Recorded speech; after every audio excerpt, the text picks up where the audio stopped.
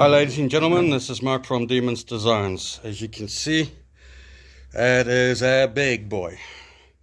Now it's got the purge on it. The client did not want to be cutting into this new machine, so yeah, that's the ugliest part of the job. But it's all the way through. As you can see, nice and clean. There we go. And there's the two 19s. Open the gas. 1, 2, 3.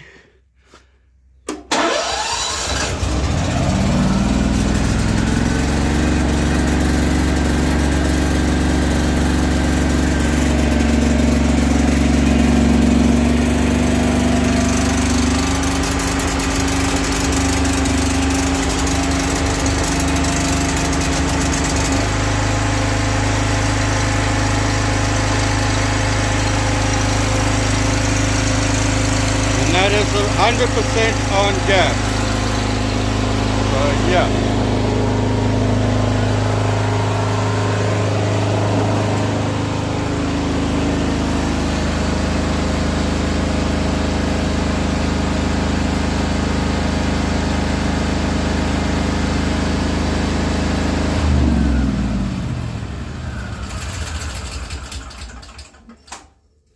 Thanks guys.